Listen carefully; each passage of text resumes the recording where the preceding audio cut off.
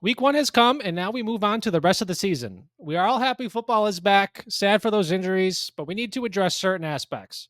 I am looking to acquire those proven players who did not necessarily flash in Week 1. This video will note redraft and dynasty trade targets. Let's start off with redraft. It'll be hard following Week 1 to trade for a player that shined, especially if that player was like a late round selection. Once a player proves their worth, I'm thinking maybe like a Roshan Johnson, then good luck trading for them at that low value. I am looking to acquire Marquise Brown. He had 5 targets and brought in only 3 for 28 yards. It is only week 1, but I'm kind of looking to find this player that could provide future value while I can. We know that immediate outlook, it's bleak with Josh Dobbs. This move, it's a pivot for future production with Kyler Murray, assuming he does return. It would be odd to vote Murray a team captain and then just trade him away. There is risk in this move, but the potential reward is outweighing that risk for me. If you want to find another wide receiver, I would also look to buy low on Terry McLaurin. He only had 4 targets in week 1. He's dealing with that turf toe injury, and that Jahan Dotson hype, it could make a manager want to trade away McLaurin. Furthermore, this move, it could wait until after this week too, as, playing Denver, Patrick Surtain may follow McLaurin around the field, and we could see another dud. However, I just don't want to risk McLaurin having a good game, which would then bring that value back up. The last recommendation, it will be James Conner. The manager, he likely understands Conner. He did have 14 carries and 5 receptions, so that's 19 touches. If not, they may see that like kind of under 10 points. He didn't score a touchdown. They may want to jump ship, especially given, Arizona's kind of a bad team. There's no reason why defenses, they don't want to like stack and load that box and kind of force Arizona to throw the ball. And I also just cannot shake this feeling that Arizona might trade Conner to a contending team as the season progresses whenever a team becomes a running back needy team. There's obvious risk with these players. It's just hard to trade for good players right now. Why would teams want to give up good players following just week 1? You need to take home run swings on low value players to potentially position your future outlook for success. Looking into dynasty trade recommendations, there's still a good chunk of the season. It determines the outlook for this 2023 season. We want to look forward, but you may have lost that week 1 game despite having a strong roster. This is not the time to panic. Trade away that immediate production assets to kind of retool, maybe get some picks for 2024. Dynasty buys for contenders, it's kind of similar to redraft buys, as we are looking for that immediate production to help that championship run. Contenders can absolutely try to acquire Marquise Brown, Terry McLaurin, and James Conner too.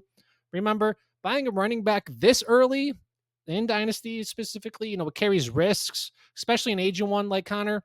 You don't want to send out a future second-round pick or maybe a player like Elijah Moore, and then you risk that injury to Conner this early in a season. If you know you have a strong team, try to get those aging assets looking to provide that immediate production. DeAndre Hopkins, Mike Evans, those are 2 that come to mind. As mentioned before, it is harder to trade for these guys if they are on a contending team. Look at those bottom teams in your league, find a player fitting that immediate production, and try to trade for them. If you know you are not competing this year, you should be actively trying to acquire younger and proven assets.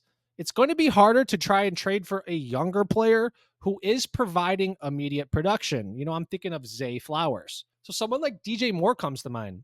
Week 1 was just a disaster for Chicago. From the play calling to Justin Fields not anticipating any open wide receivers. However, I want to bet on that talent in more. Situations will change, but not talent. And if you want to look a little younger, maybe Rashad Bateman could be an option for you. Now, it does seem that this new offense, it might cater to Zay Flowers at the wide receiver position, but I still believe in that talent that Bateman has. Again, situations change, but not talent. Week 1, Bateman only had 3 targets and 3 receptions. Baltimore, they did have a commanding lead over Houston. They did not necessarily need to be throwing the ball, which is evident because Lamar Jackson only had 22 passing attempts. Bateman, he may be easier to trade for, and recent trades have shown 2024 second-round picks, and that was multiple times for that swaps, 1 for 1 right there. This seems pretty reasonable if you do believe in Bateman and that talent. And when we look at DJ Moore, some recent trades, we've seen a 2024 first and a 2024 second. a 2024 first and Jonathan Mingo, and then 2 additional 2024 first swaps straight for DJ Moore. Now, if you know your first, it's going to be on that earlier side, especially in a superflex league. I would rather have that potential of Caleb Williams or Marvin Harrison.